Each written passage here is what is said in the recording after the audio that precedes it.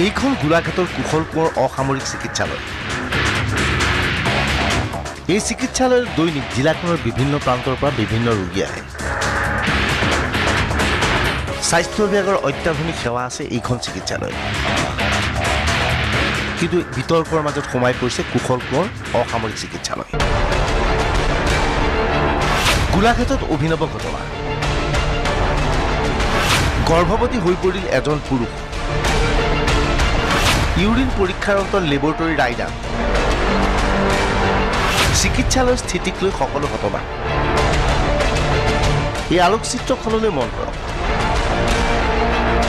এইজন ব্যক্তিয়ে চিকিৎসালয়লৈ গৈছিল নিজৰ শৰীৰ পৰীক্ষা কৰিবলৈ। সেই সত্ৰে চিকিৎসকে তেখেতৰ ইউৰিন পৰীক্ষাৰ নিৰ্দেশ দিয়ে। ইউৰিন পৰীক্ষাৰ পিছতে ওলাই পৰে যে মানুহজন প্ৰকৃততে গৰ্ভৱতী। পুৰুষ গৰ্ভৱতী কেনেকৈ হ'ল? পত্নীক গৰ্ভৱতী স্বামীয়ে জনাইছিলে। মানে মানুহজনৰ জ্বৰ হৈছিলে, তাৰপৰা গা ধুলে, গা ধোৱাৰ পাছতে খুব ঠাণ্ডা লাগিলে সেইদিনা ঘৰত থাকিলে। পিছদিনাখন ক'লে মোক বোলে দেখুৱাই আহোঁগৈ। মই বোলো ব'লক তেতিয়া চিভিললৈকে যাওঁ। তাৰ চিভিললৈ গ'লোঁ আৰু তাত গৈ পেলাই দেখালোগৈ তাৰমানে টেষ্ট কেইটামান কৰিবলৈ ক'লে। টেষ্টকেইটা মানে ব্লাড দিছে আৰু পেচাব টেষ্ট দিছে। পিছদিনাখন গৈ পেলাই আনি পেলাই দিছে এইটো ইউৰিনেল প্ৰেগনেঞ্চি মানে নিগেটিভ বুলি দিছে। তাৰ মানুহজনে মানে লাজতে নক'লে মোক, নকৈ পেলাই ঘৰলৈ আহিলে কৈছে যে মই এইটো টেষ্ট আকৌ কৰাব লাগিব, এনেকুৱা হ'ল। কলত মানে তেতিয়া মই কৈছোঁ বোলো ব'লকচোন বেলেগত দেখাওঁ। তাৰপৰা মানে আকৌ এজেগাত দেখালোগৈ। তাত দেখুৱাৰ পাছত মানে তেতিয়া মানুহজনে কৈছে যে এইটো মোৰ মানে বৰ দুখ লাগিছে, মানে লাজো লাগিছে, এনেকৈ পেলাই কৈছে আৰু মানে দুখ কৰিছে, তোমাক ক'বলৈকে বেয়া লাগিছে এনেকৈ কৈছে। তেতিয়া চাওক মানে মানুহ এজনৰ লগত হেতালি খেলা হৈছে, এইটো এটা কথা। তেতিয়া মানুহজনে দুখ কৰিছে যে এনেকৈ আমাৰ দুখীয়া মানুহখিনি এনেকৈ মানে হয় নেকি। কিন্তু স্বাস্থ্যমন্ত্ৰীয়েতো বহুত সুবিধা দিছে, আমিতো নিজে দেখিছোঁ বাৰু। ইতিমধ্যে এই ঘটনাক কেন্দ্ৰ কৰি ব্যাপক প্ৰতিক্ৰিয়াৰ সৃষ্টি হৈছে। কুশল কোঁৱৰ অসামৰিক চিকিৎসালয়ৰ এনে দায়িত্ব জ্ঞানহীনতাত ক্ষুব্ধ হৈ পৰিছে স্থানীয় লোকসকল। সামৰিক চিকিৎসালয় কুশল কোঁৱৰ অসামৰিক চিকিৎসালয়ত এজন মানুহ আহিছে, তেওঁক আচলতে চিকিৎসকৰ ওচৰলৈ তেওঁ আহিছে। চিকিৎসকে তেওঁৰ এটা ৰোগ চাই তেওঁক পৰীক্ষাগাৰলৈ পঠাইছে। তাত গৈ পেলাই তেওঁ পেচাবৰ নমুনা লৈছে।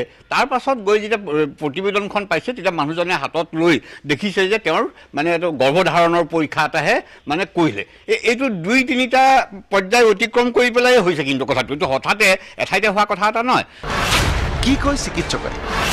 কি কয় চিকিৎসালয়ৰ অধীক্ষকে? এইটো একচুৱেলি আমাৰ এণ্টি কোৰ্টে আপোনাৰ ভুল হৈ গৈছিলে। ভুল হৈ যোৱাৰ কাৰণে তেনেকৈ বস্তুটো বাৰকোডৰ এগেইনষ্টত ৰিপৰ্টটো ওলাই গুচি গ'ল।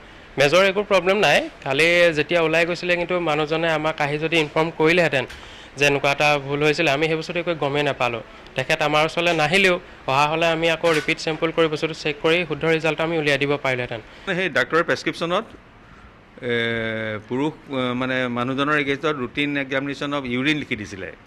কিন্তু কি হয়, এইটো আমাৰ যিটো লেবৰেটৰী তাত মানে টিক মাৰ্ক দিব লাগে কোনটো এক্সামিন কৰিবলৈ আহিছে। ৰুটিন এক্সামিনেশ্যন কৰাৰ ইউৰিনৰ ৰুটিন এক্সামিনেশ্যন কৰাৰ তলতেই প্ৰেগনেঞ্চি টেষ্টৰ মাৰ্কিংটো আছিলে। সি মানে টিক মাৰোঁতে ভুল হৈ পেলাই টিকটো প্ৰেগনেঞ্চি টেষ্টত পৰি গ'ল।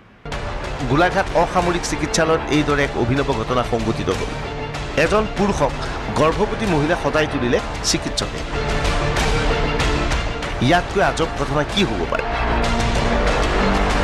গোলাঘাটৰ পৰা জয়দীপ গুপ্তা, DY365।